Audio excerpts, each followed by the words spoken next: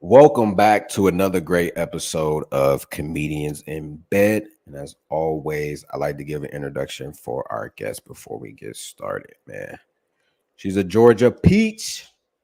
I think I might have seen her in that episode of Real Housewives, but I'm not sure. I don't know if she was an extra like in the OG gang, like restaurant or something like that. I'm not really sure. But if you haven't recognized her on Real Housewives of Atlanta, I'm telling you, you probably see one of her videos on IG with one of her hilarious skits, man. She's one of the hottest comedians coming out of Atlanta. I'm so glad to have her on the show. The funny, the talented. Please, everybody, give it up for Malika E.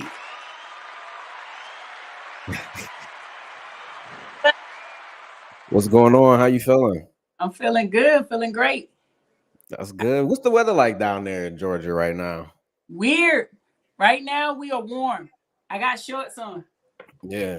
My sister lives down there in Atlanta, in the outskirts in Lithonia, I think is Yeah. what it's called. Gotta Yeah. be now. They done told y'all what parts in Atlanta. You can't say everything.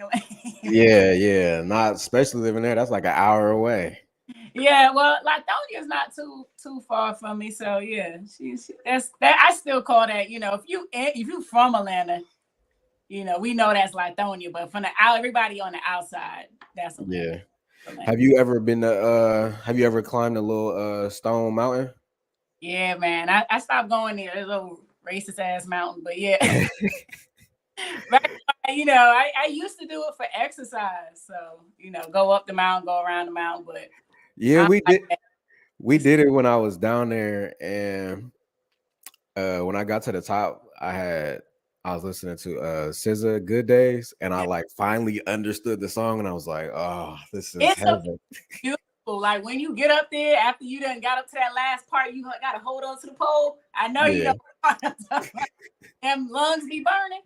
After that part and you get up there, it's really pretty. It really yeah, you get it is. and chill.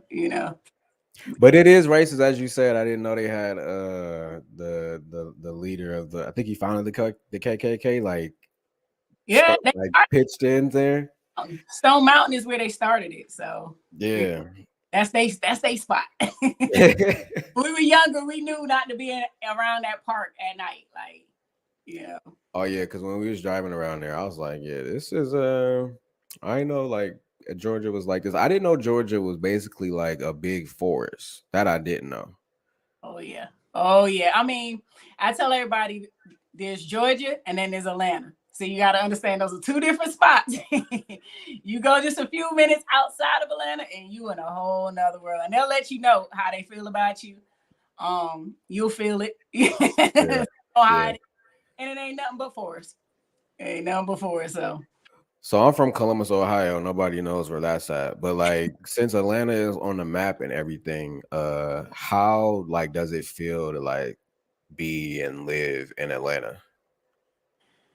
um okay, see for me it's crazy because I'm not born here. See, I call myself I'm a Georgia nectarine.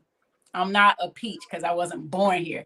I moved here like 10, back before everybody else started moving, before the big push, the Olympics, all of that. I moved here about like 91, 92. And so I was coming from New York. And so being up there and then coming here and being able to watch it grow to what you all know what it is, now it's dope because I guess from when I was little, I knew it was coming over. It was a shift was happening, and you can tell just with the music. Like I remember the first time hearing Outkast, and it was just like a shift is happening. Their first single drop, like I could feel it as a little girl, like a shift is happening. And it just to watch it and be here to be able to watch it gradually grow. And it goes from when I used to go back to New York, people would be like, who's this? Who's that? I'll be listening to like Master P and 8 Ball MJG, and they're like, who is that? Who's Outkast? Yeah. They looking at me like, you country bunking, but now they're everything. It's the total opposite. So I feel like I got the best of both worlds to watch, especially in art and the hip hop culture, to watch both places grow. Yeah. Now we in Hollywood. This Yeah, Atlanta's the yeah. Black Hollywood. I love Atlanta, but at the same time, I kind of hate it because you guys stole two people from us, and they don't even claim us no more. It's Oh, Bow Wow and Lotto. I knew They don't even claim us no more, man. I remember when Bow Wow Look, said that he was from Atlanta, man. It was like it was raining, the skies was gray, everybody was depressed. Finally, the dude was happy because the girl stopped talking about Bow Wow. So well, I mean, I'll be honest with you. If I can speak for Atlanta, I'm pretty sure we'll give them back. We will give Bow Wow right back. Y'all, you want shot him. Well, okay, Bow Wow, I can see, but Lotto, you would give Lotto back? I didn't know. I thought you talking about the rapper Lotto. Yeah. I thought she was Oh, I always thought she was from here. So I don't know. We could. I mean, she been out here since she was little. So I mean, she Atlanta. Like, I'm sorry. Like right now, so has Bow Wow, but his rep a little shaky. If she mess around and start acting like that in a couple of years, you can have her back too. He kind of was like, influential to putting Atlanta on the map. I never even thought about that. I'm thinking about that right now. Low key, he was. What? What? He used to always. I remember one of his raps. It was something like "Ohio is where I'm from." Like he never settled that. He never wanted to claim us until nobody was paying him no attention. That don't work like that. That don't work. See, I don't see it that way. I feel like he was claiming y'all like from. I don't know if he was like necessarily saying it in words, but I guess like from us being up here and seeing the culture, it was representative of Atlanta, so we associated like he's from like Atlanta. Dupree, Jermaine Dupree is Atlanta. Like Yeah, he was with So Def. So yeah, I mean we did the same thing with the Brat. If you think about it, yeah. He's reps the shy, but like she Atlanta, you know. Yeah.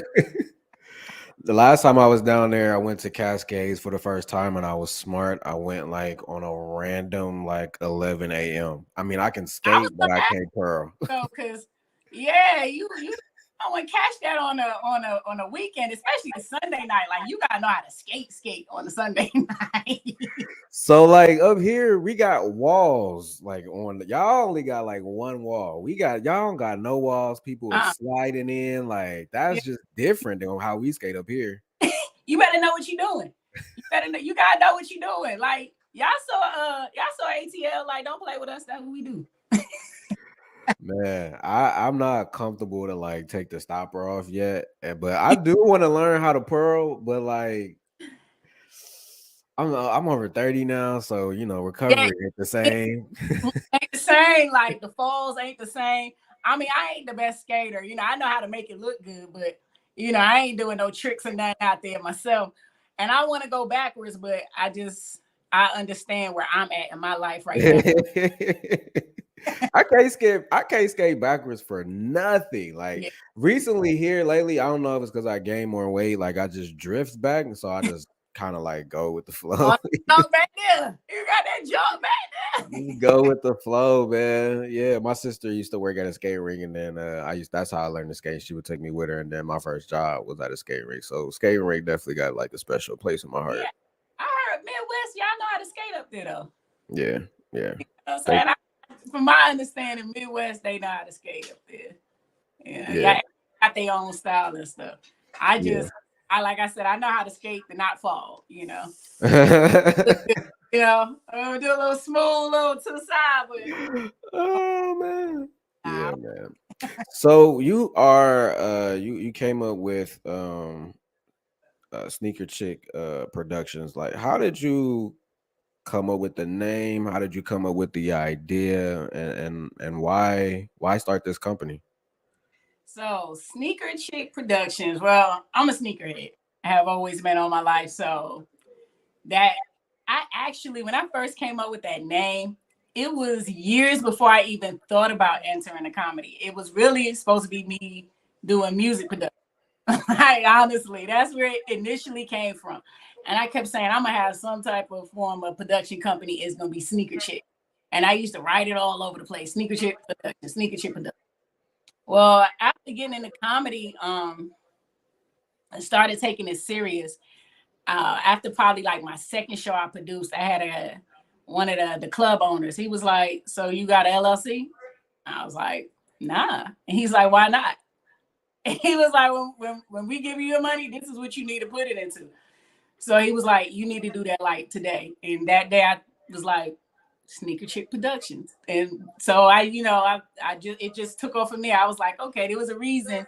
It wasn't the music. I ain't produced no music or nothing, but I produced shows. And then it went from that to where um I'm working on producing actually sketches and movies and stuff like that. That's my mindset for where I want it to head to. So, I got some stuff for Sneaker Chicks. Right now, I started off. That was the reason for me to start it, so that I can actually make my full business. But when I, produce my own shows and stuff. What does producing a skit looks like? Because that is like lucrative on IG. You can make like 6 racks a month. Like, what does producing that looks like? Um. So it it depends on if you have help or not. Honestly, I feel like if you can't get help, in the beginning, it was just all me. Everything I was doing was all me. I'm the camera crew. I'm the writer. I'm in it. It was all me. So now the way it has gone, it's bigger than just pulling up your phone. People it is a full business. It's you have your own network pretty much. Your IG is like a TV channel. You know what I'm saying? That's how you look at it. You got to look at yourself as if you're doing sketches and skits that your your TV, your IG, your YouTube, whatever you're using that platform. So that's how I look at it now. Before it was just something fun and cute, and I could throw Sneaker Chick on there. But then I started looking at it like, hold on, this is money. I can get my own app, or I can stream from someone's app. You know what I'm saying? Or I could just, like I said, use your IG. TikTok's paying. These platforms are starting to pay now for that content. So it's a business. It's a real business. Have you ever got to the point that you bring in like a stable income from doing your skit yet? Not yet. We working on it. Not yet. It comes with a lot of consistency as well. Because you have to. I've learned recently that you have to plan ahead. So even if it comes in your mind, like you need to already at least plan out a few weeks ahead of however you're going to do, have a schedule of when you're going to post, when you're going to put out, and have some ahead. So that way, even on those moments when you're not feeling like it, when you're able to still post, produce. So yeah, that's what I'm working on, is pretty much becoming to the point where but I want, honestly, I'll be honest with you, I want my own app, because I don't want to have to worry about the takedown, somebody hack my IG or somebody hack my YouTube. I don't want to have to worry about, I say something and now they taking it down. Because that's the other stuff you got to think about. Now you got to think about what kind of music you use in the background, what you say. I don't want to be under that rain anymore. So how would your app be different from everybody's app that help people create content?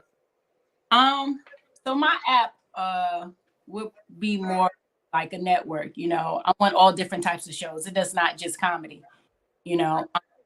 I want short films. I want to help other comedians be able to their own comedy show and have their specials on there. So yeah, it will be different. It's not going to be just comedy. It's going to be a little bit of everything. I want a little bit. I want a TV network. Yeah.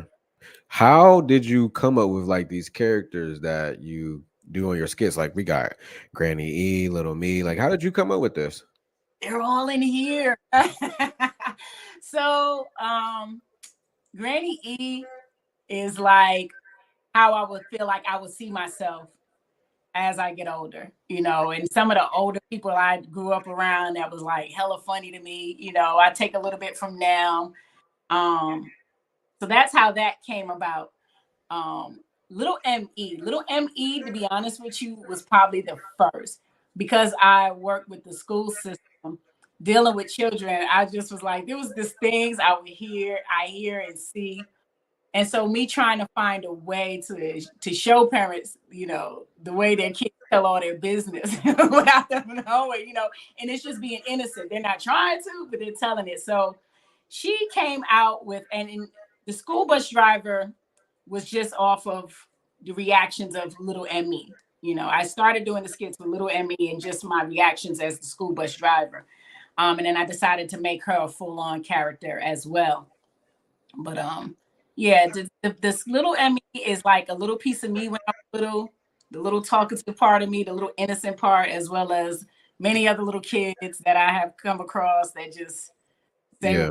and here it comes out, How do you know when to like give up on a character that you created? Because I seen earlier you had, I think it was like some type of Cupid thing that you were doing or something Oh, like that, and now you're doing something totally different. So how do you know like it's okay, it's time to move on or something like that?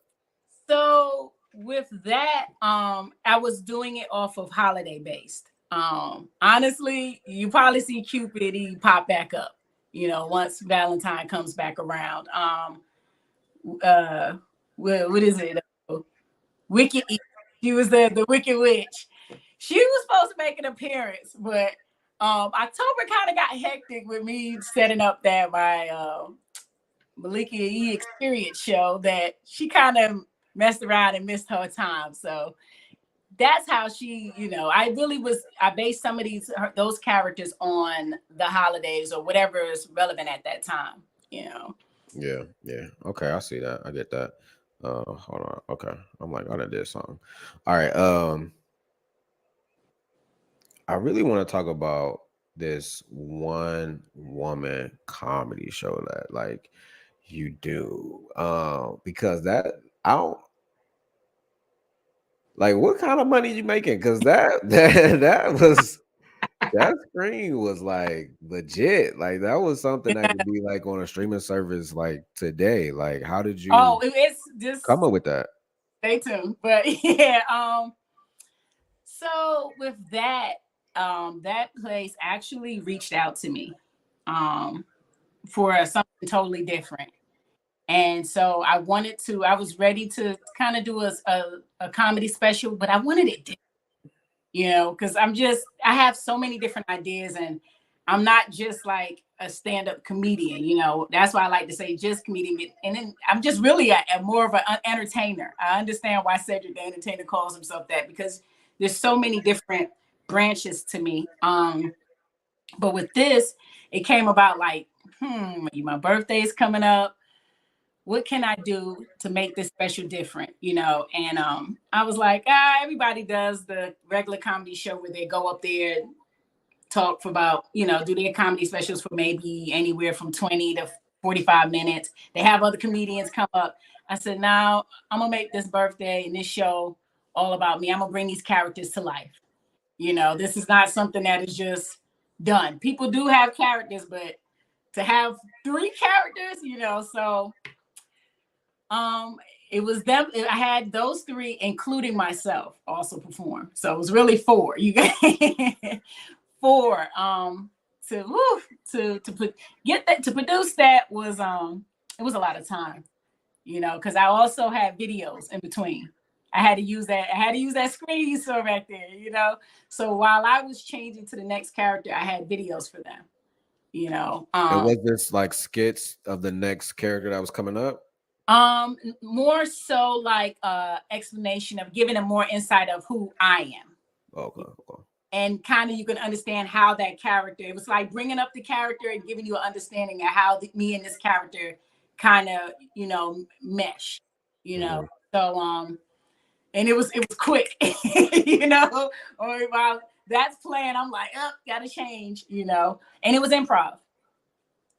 It was improv. So Well, it we was haven't seen. I haven't. I've So I've never seen one on a one woman show live. I've only watched like maybe 10 minutes of one on Whoopi's on HBO. We don't really see that anymore. Like, is that like a lost art? Like, how did you come up like this? Got to be a one woman show. Like, how did? And then not only that, like, how did you know like what order to put everybody in? Like, yeah. Okay, so it's crazy who you said, because Whoopi, that's who I grew up watching. I watched I watched her, and me seeing her do these characters between her and Carol Burnett, and growing up with it, Living Color, and all of the certain Mad TV. You have your certain ones that have these characters where that I wasn't even trying to imitate it, but it just happened. Because that's how I grew up. I always had me in the house on a regular basis, or me talking to people, different voices come out. I play on different characters. That's just something I've always done. So with this, it was like, let's give this a try. Let's see what I can build on it. As far as setting it up on who was going to come out first, it was like telling a story. So I wanted to tell a story because I knew for sure in skits, everybody saw Little Emmy. They didn't really get the bus driver as much because it was really me. So, but I knew, let me put the bus driver up. And that's the order I did. I did the bus driver, Little Emmy, and Granny E. And it was just into an introduction, of myself I just wanted to kind of take them on a trip of how my mind works. Because 1 minute is here and it's there, it was like releasing my ADD. And I've never been told I have ADD, but I know my mind is a little bit of everywhere. So it was just trying to tell a story. The whole thing was me telling a story within a story within a story. But coming up with these characters, we all watch Martin, and it wasn't nothing intentional, but it was just like, I want people to see another side of me that I have not been able to show. We do the stand up, you get, anywhere from 5 to 3 to 20, 30 minutes to be able to speak, but I've never been able to come out in character, so this was fun. I didn't have no time limit. I didn't have, anything. It was just all me, so I said, let them show a little bit of pieces of me, and I have more characters to come, but that was just the first 3 I wanted to put out there, So then, okay, so you do these characters, and then you did a stand up set after? And so, like, how do you transition from that to like, now this is who I am? And like, what, like, it's kind of like, nigga, we saw who you just was. You're not gonna address it, like, you know what I'm saying? Like, That was the funniest thing about that is, I'm gonna be honest with you, going into character, like I said, it was improv, and it was improv with all of them. It was just it was like a snap. The minute I stepped out, I was that, whoever that was, I was them. And it literally didn't snap until I put the next thing on. So even when I came out, it was like, it took me a minute. I had to, now you're the comedian. Now you're the stand-up comedian, because even with me just doing stand-up before these characters, I had to learn to separate myself. So you have Malika and you have Malika E, and that helped me with understanding, well, when I hit on stage, it's showtime, baby. You're a different person, so that's the same thing I brought with that, where it was just like, whoever you're supposed to be at this moment, boom, the minute you step out, it's showtime. This is who you are. You're going to be this until you completely are out of sight of these people. You know what I'm saying? So they can keep that in their head. So when they see you again, they see you as a whole different light. That this goes with your walk, the way I was talking, my movements, everything had to be different. So they would not think in your mind like, hey, this is this person. Like I go back to Martin. Martin played all those characters, and you never thought in your mind like, this is Martin.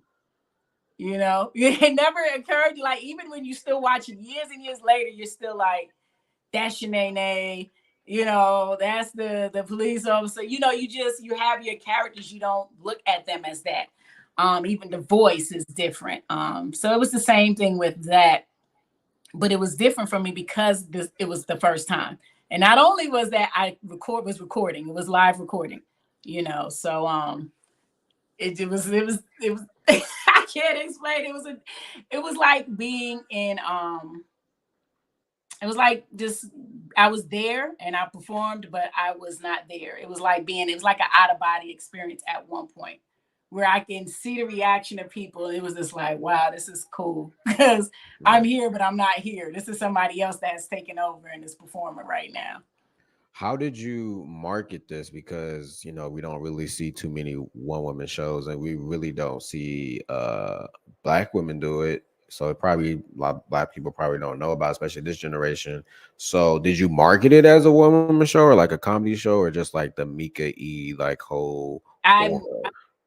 I market it as pretty much as an experience. That's why I called it the Malika E experience. I did, mention it is a one woman show, and I just let them, like in the description, and let everyone know that there are characters and explain who these characters are. Gave a little description, but for the most part, it was just you're getting experience, So that's why I made sure on the flyers, even the billboard, everything showed that you see all of the characters, including myself, So Well, you're you not. pay you got a billboard? Oh yeah, I have billboard. How much did that cost? Ah!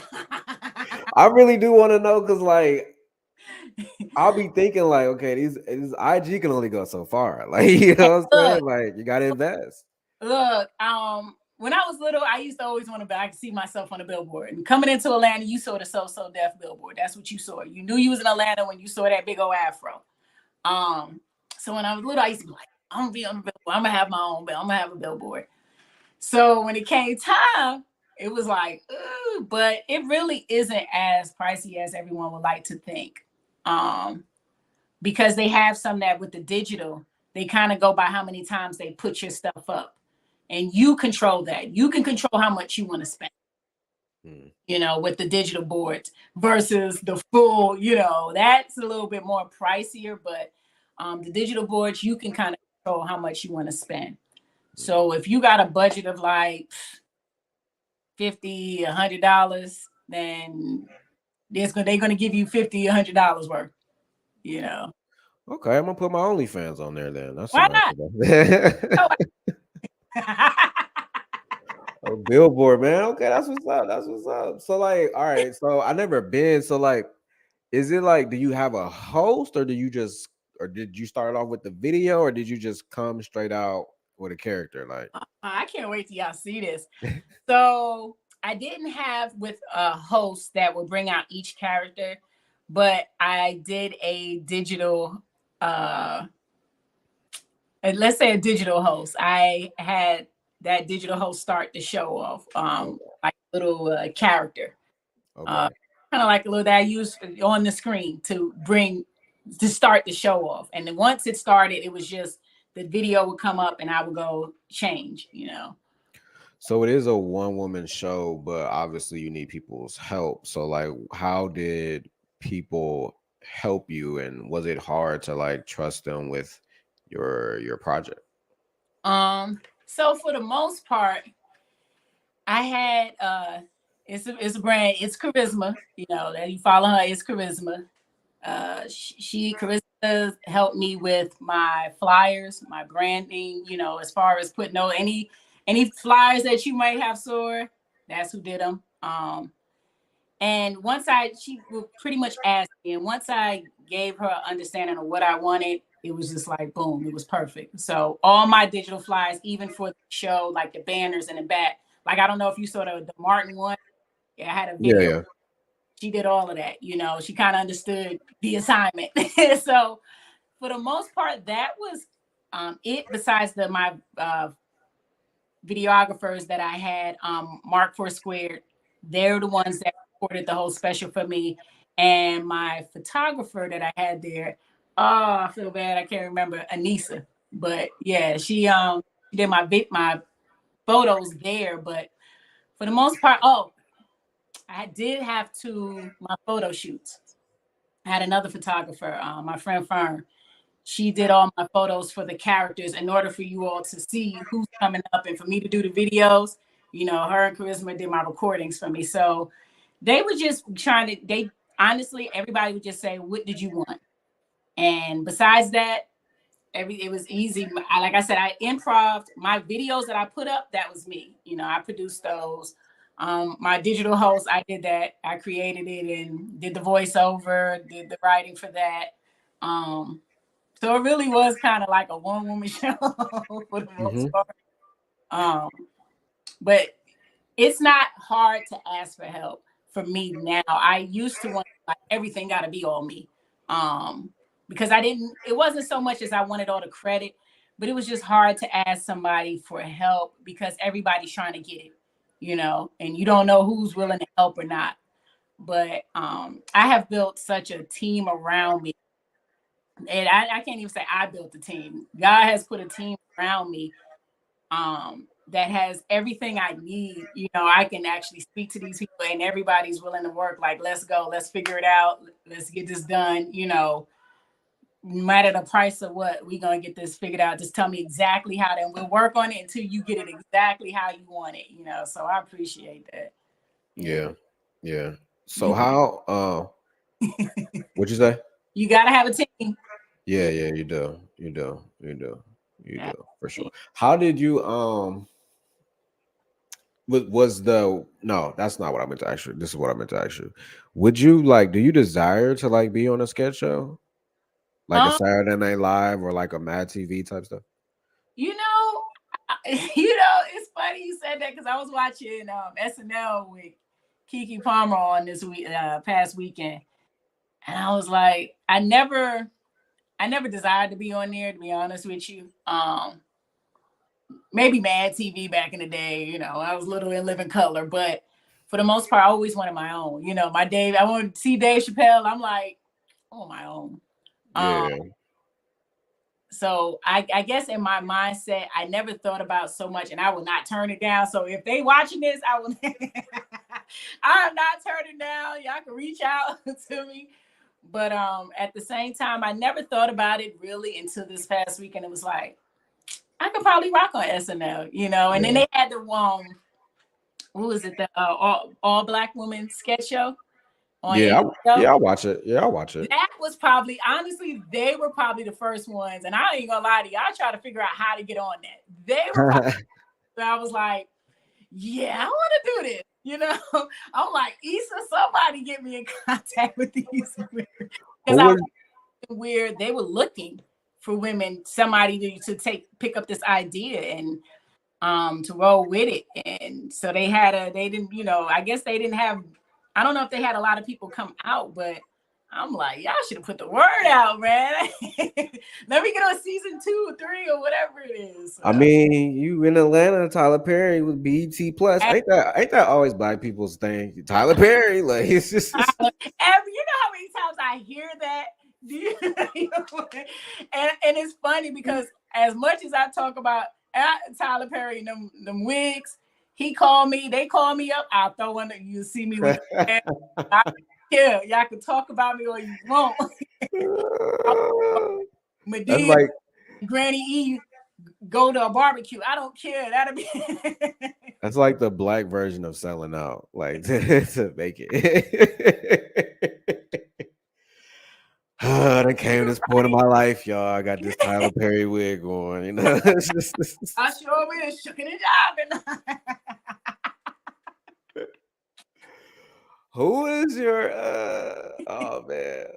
If he called, I would do it too. But they've gotten better though. They've gotten better. I think we started calling him out on it and he got better with it. But yeah, I ain't gonna lie. I'll be right in East Point at his studio. And y'all can say what y'all want. I'll be like, I'm here. I bought a couple of wigs. Which one you want? I liked his latest movie on Netflix, the little Louisiana Blues movie. I didn't finish it because I fell asleep on it, but I liked it though. Wow, that very interesting. I mean, I hadn't seen it, but to hear somebody say, "Oh, I liked it," I ain't finished it because I fell asleep. I don't know if I want to jump on it right now, but okay.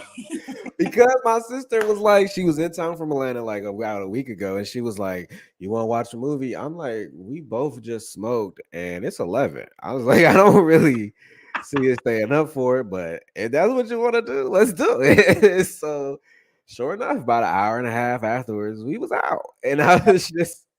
And then I woke up because her she was on the air mattress and it went down, and I was like, all right, just get on the couch. Hold on.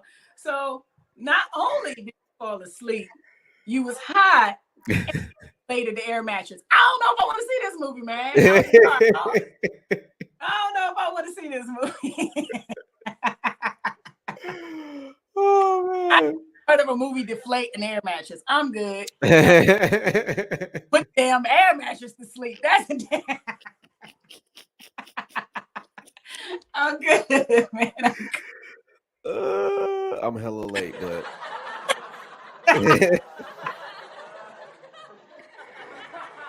I was trying to find that laugh button like I was trying to find my keys, man. I just couldn't. Yo, why can't people ever find their keys? I don't know, but you know, after you hit 30, they be right in your hand. You be like, "Where is my keys?" Right in front of your face. You don't look everywhere.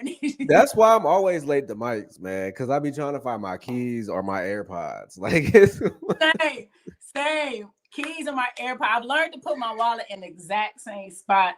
That is the only thing that I kind of am not so bad on. But my keys.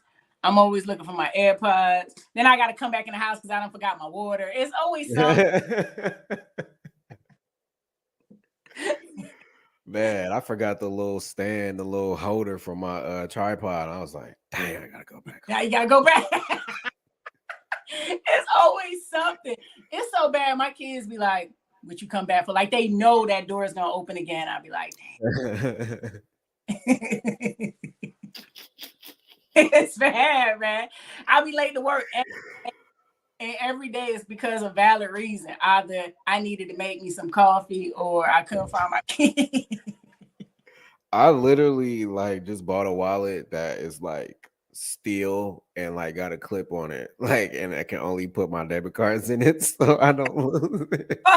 You got the janitor clip where you just clip? Yeah, I got the Nextel cell phone clip. This is what the freak I got.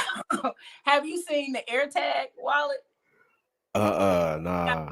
With an AirTag, man. I'm not gonna lie to you. I thought about buying it. It was on TikTok.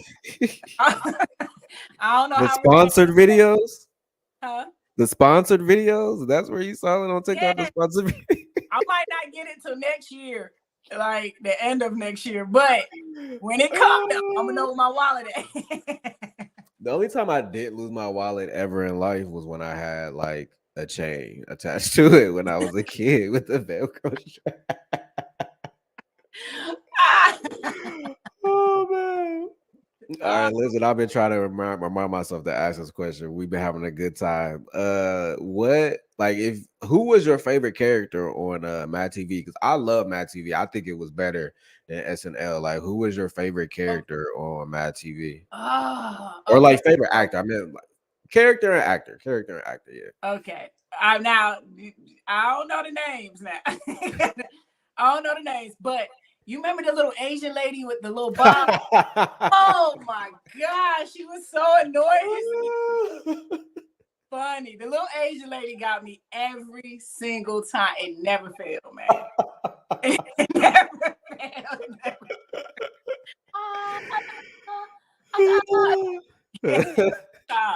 Hands down, favorite character. I promise. I like when she did the deeper voice, like, you looking for you.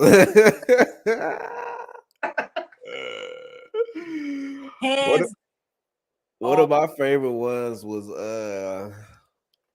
I know his real name, but I think it wasn't Little Nicky when he was like the grown big kid and he had the he's like, look what I can do. Perfectly, I used to like that. I talked about that character too. Yes.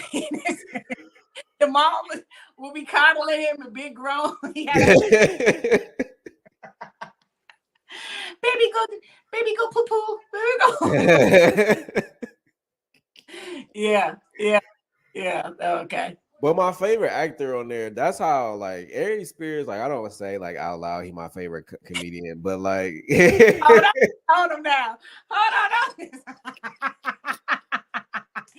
Don't disown him now, man. It's okay. I like him, I do, but it's not because of like what happened recently. Like you did what you did, like it was at that time, whatever. But I don't condone it, but it was just like he just always looked broke. Like he just always looked broke and unhealthy. Like I just don't get it. Not healthy.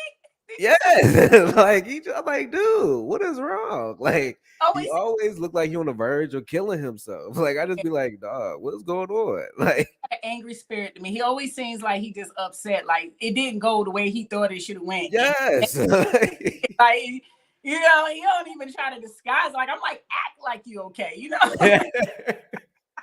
Got the dark circle and everything, eyes all puffy and stuff. I'm like, bruh, are you all right? Like, I can't be claiming you looking like this, man. Get on coke like the rest of them. Like do something to make you happy. Yeah, man. And then I would say she do comedy, but I've never seen her like do stand up. But my favorite ultimate one on there was Deborah Wilson, man. She was so funny, man. So funny. Have I seen her do stand up? I don't. Yeah, I wish like out of all of them, like her career would have like took off Yeah. more. She was like hilarious. I love to have seen her progress more, way more. Yeah, And like you just gotta make your own play. Like you gotta. It gets to the point you just like I gotta do my own thing. yeah. When they not giving it to you, that's like how the one comedy show came up. That's how all my shows came up. It's like I'm not gonna sit around and wait for nobody to book me. I'm gonna book myself. Yeah. You know what I'm saying? Like if they could do it, why I can't do it? And that's how you gotta look at it. Like in Hollywood, you got a lot of ass kissing you gotta do. Yeah. So when it come down to it, you better find it. I was watching the comedian Shane, and he don't even have an agent or nothing. He books all his own stuff. Yeah. He might not make the bucks like everybody else. He's a veteran in the comedy game, but he good though. And all his money's coming to him. So I mean, ways to get it, but you just gotta be willing to be like, man, bump this, I'm gonna get it. If people they'll contact you if you set your platform or try to or something. Yeah. How do you find the time to like grow your platform and your audience, and at the same time you working a 9 to 5, you're a mom, like how are you fitting all this into 24 hours? I wish I had a beautiful answer for that, but at times it feels like I'm just floating. Like luckily, I got my freak on when I was younger, so my son you got dug holes, so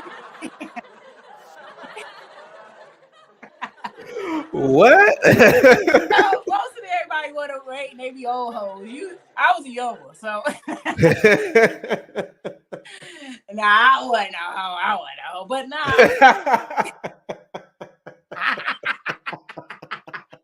they all say nah. But my sons is older now. So I don't have any babies, 2 of them are grown. The other one's in high school. So I do just have to, every so often that high school, that's a special time to deal with a kid, but not in the high school age. But between that and working, I'm be honest with you, like you just gotta find time to make time. Like, there's times I was tired doing that show. I mean, I didn't have no matter of fact, I think about it. The week up into the show, that last week, I ain't had no sleep.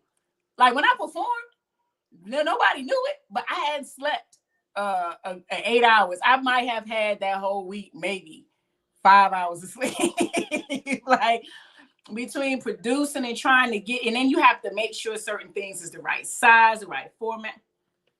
Trying to find that and post and market, just doing sketches. That's why I said you got to have a team. Yeah. And more I'm starting to see that like I need other people on my team to do certain things so that way it could just relieve that pressure, because if not, then that's when you see, like I've went ghost, but it's only because I'm working on other stuff. But see, when I get other folks on my team, they can keep posting and doing all this other stuff for me while I'm trying to work on something else. So that's why I say you need a team. You gotta have a team. But to be honest with you, I don't even know how I make it sometimes. I don't know how I do it. I just do it. When it's something you love to do, like work, you gotta do it. Yeah, you gotta do it. But when it's something you're doing that you love to do, it's like you get that little energy boost sometimes that you need. Yeah. Because you want to see that final production. You want to see that ending result, and then after the ending result, you be like, sleep a whole day and then go back at it, Yeah. No, when I seen Beyonce do Homecoming on Netflix, I was like, all right, let me drag my little ass out here. Yeah. For real. Like, because I was wondering how, and I'm like, what? It's crazy because we only see the ending result of things, and it may be like a 2-minute sketch, but what people don't know, when people do these like 1-2 minute sketches, even when it's a couple of seconds, it was so much. That was hours of work, put into that, hours editing, recording, editing, trying to get it right. It's so much work that, it's like you have to find the love for it to want to keep doing it, to keep going. You got to have a love for it. You cannot just be like, if not, you're not going to keep doing it. But if that's something you love to do, you'll find the time. People find the time for what they want to do, to be honest with you. I'll be sneaking doing my reels while I clocked in. I'll be like, then I go to the other room and then I record it real quick. So if you see any sketches with me on the bus, I'm at work. Yeah. I'm at work. I just ain't got nobody on the bus, but I'm at work. Yeah. And that's the perfect time, be like, okay, ain't nobody around. Let's go this tripod up. I come home breaks or whatever. I'm doing my other, if it's not anything to do with the bus or anything, I'm doing other sketches. It might take like 30 minutes for me to record, but the process is editing. It's that editing, man. Woo-hoo. Yeah. You be doing like 10 takes and you'd be like, well, at least for me, I'll be like, okay, this one, we gonna get it. This one, brother. This is it. I can feel it. But I know what I can say is don't get rid of those takes because you can chop it up. I know. For me, you say editing. I had to say that because it would have bothered me if I didn't get it out. But editing for me, it depends. Like on if it's a new system, it might take me longer. But like once I get it, I got it. Because I used to work for the news, so editing is kind of like, but it's tedious to me. I hate to do it, but like I know how to do it. Like once I get the system down, I can. Like I'll be having 30-minute breaks. I'll be shooting videos, edit it, and put all the captions in it within the 30 minutes. And I'll be like, all right, I'll be late from work, but get back. They start threatening. It's like, if you guys are 1 minute late, we're gonna start using your vacation time. I'm like, for 1 minute? Like the 1 minute? I'm here. That's all that matters. You lucky I'm here. See, the thing is people, I'm gonna be honest with you. I noticed that a lot of jobs kind of been a little lenient because they learned a lot of people didn't come back to work after COVID, after quarantine. Man, please, everybody got a YouTube, IG page. Ain't nobody coming back to work. Everybody is selling something. I have never seen so many master teachers, instructors in my life. Go on IG, there's somebody that master formula to something. I'm like, where the hell is y'all getting this information from? This is all this podcast is how to master comedy. Like this is me selling just for 500. No, this year. I'm gonna give you a break because usually it's 1,200, but I'm gonna do it for you $4.99. Like I know what I'm doing. Sell a class. I'm probably selling a class. You know what I should sell a class on? I should sell a class on how to sell a class. Hey, I want in on that. I want in on that. First step, go to Staples. Second step, get some highlighters. Book a room. And that's the best part about it. Is I ain't gonna lie, during quarantine, I got caught up in some of them. They giving you free You know, you get a free class and you're like, you sat told me about how you bowling this whole 20, 30 minutes. You ain't give me no info on how to now that's and then they once the class is over, that's when they sell you. And I'm like, this ain't the real class. You gave me a little snippet to sell me the class. Man, I remember I paid for a class online for comedy and it was $49. I'm like, oh, this is a steal. And I know this person is like top notch. This is a steal. And then I'll pay for it, right? And then that was just access to more classes. Like this was just general access, but I had to pay for the class. And I'm like, well, why didn't you say that when I paid for it? Because then I would have got $49 more. And I was like, is it really worth calling my bank and say, hey, can I get $49 back? I was like, let's just chalk it up. We gonna pray as this. We gonna fake this to be a seed, Lord. These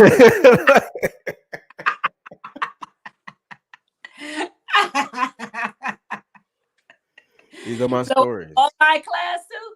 Yeah.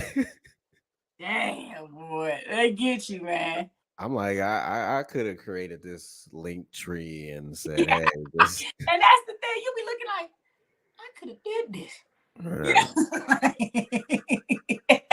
Or you find out they selling some information that you already don't know. Like, hold on, but I'll put that shit up on YouTube. That's what you're telling me to say. Shit they said on YouTube? Come on. Life, man, life. And yet I'm still broke. You know, it's these easy ways to pay money. I was told we are not broke. We're just temporarily out of funds. You got to you know, bro. We not broke no more, man. We are temporarily out of funds. Is that gotta be a joke you have? Because that is hilarious. If not, you should write that down. I can't stand your broke. I'm not broke. I'm temporarily out of funds.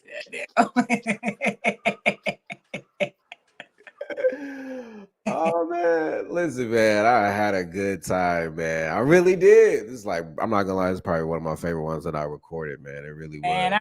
I appreciate you allowing me to get on your platform, man. Malika, tell people why. Not why. My fault. I apologize for cutting you off. Tell people why. Again, I messed up. My fault. Give the people. You been smoking again? Were you watching the Tyler Perry movie over there? Yeah. I smoke before every episode. I see, like every episode, I forget a question and I'll be like, dang, that's the one. I didn't do it on this one, like, so I feel kind of good. But like, Malika, if there's like any type of like motivation you could give to a comedian listening to this right now, what kind of advice would you give to them? What I have learned is nobody can teach you how to be a comedian. What is funny to you may not be funny to everyone else, and that's fine. But do not change up yourself to where you're not you. You can't be nobody else but you. And what I've learned is there's an audience out here for everybody. No matter how corny somebody might say you are, no matter how everybody may think this one person's cool and funny, and you might not be able to do one room, but you could do a different room. There's a reason for that. We all have our different audiences. So never quit. Just keep working on your craft. Keep working to tell your truth, because the funniest stuff comes from real life stuff, whether it's you or whoever around you. Real life truth, because you're able to speak it and say it, and it's not fake. This is what it is. Somebody's going to be able to relate to you. But I will say this. This is one thing somebody told me that had nothing to do with comedy. I had this guy tell me this, and I don't even know the dude. Like, a real quick story. I was at the store. Guy couldn't buy himself. You know, he was trying to get some hot chocolate stuff. Realized he was a couple of cents short. So I'm like, told the woman, go ahead and put it onto my stuff, and she did. So he was talking to me, man, and he was telling me all the things he was going through, and it was a lot of shit. Like, I mean, somebody had stole his truck with all his metal, because he used to turn them. He used to pick up metal and recycle it and get money for it. They took everything. They took the truck. They took the metal. But he was still smiling. He was so like optimistic, so happy. Like none of that was killing his spirit. And even though he was still, he couldn't even get at that moment a box of hot chocolate, he still had a smile on his face. And so he was like, he was like, I don't know, something's just telling me to tell you this. He was like, and I was really going through it at the time, because I had a show that just really really didn't do too well, you know, and I was really going in my head about it. You know how you fight in your head, like, oh, I should have said this, I could have did this. And you know, it had been a couple of days really beat myself up. And he said, a winner is not a person who hasn't failed. A winner is a person who never quit. And he just walked up. He didn't leave me no name, no nothing. You know. So if anything, know that you're gonna fail, you're gonna have your losses, but keep going because them wins is like right there. You know, the wins are right there. Everybody has failed. There's nobody on this earth that can ever say they didn't fail. And if they say that, they a lie. And get your I don't give a shit what that Drake song said. It's all me. It's all it ain't all him. You need to take, you know, get some trustworthy people that you know have your interests at heart and believe in you. And get your team, man. Yeah. And rock out. Do you? Don't let nobody tell you that your shit ain't what it is. Everybody popping shit. Yeah. Malika, tell people why they should listen to Comedians in Bed. Definitely should listen to Comedians Bed because they'll let you know what movies not the one. You all know who. Nah, but Comedians in Bed is dope. Oh man, the whole side, he is super dope. I appreciate you all actually listen to me, him allowing me to be on this platform so y'all can just hear me. I appreciate y'all. Definitely listen. He got a new fan. He don't even know it. He got Hey, real quick, have you ever ran into like T.I. down there in one of the mics? Like I have, you know what? I have missed, and I think this is the Lord. I think he has kept me from running into him at any mic. I have anytime I was supposed to go somewhere, and I kid you not, did not know he was there. Something that happened, and I wouldn't make that open mic night. I'd be like, I'll go next week, and then go online, and everybody's like, oh, T.I. popped up. You know, he literally did that for like a week or two. Almost 2 weeks straight. Every time I was going to hit up a certain open mic room, I would decide not to go, and he popped up. I'm like, this is reason. But nah, I haven't run into him. Okay. I ain't gonna lie to y'all. When I was younger, I did look for T.I. and it was actually I was looking for Tip in Bankhead, but you know, this is before I knew who was. You know, this is before we all really knew. You know, he wasn't even Rubber Band Man yet. You know, he was still trapping over there in Bankhead. I did go to Bankhead and I did look for him. I couldn't find him. I had under the T.I. I ain't looking for him no more though. But Malika, tell people where they can find you at. Follow me on IG, Facebook, YouTube, TikTok, comedian Malika E, SoundCloud, Twitter. That Twitter thing, don't go on there. I ain't gonna, don't go on Twitter. But everything else, follow me at comedian Malika E. I even have my own website, MalikaE.com. That's MALIKAE.com. So you can follow me on that as well. If you guys want to continue to watch our episodes, we're available next week on my YouTube channel at Ty Erskine. If you want to listen to the audio version, we're streaming wherever you listen to podcasts, man. We appreciate Malika E joining us. We will see you guys next week. Malika, the fattest Georgia peach there is. We appreciate you.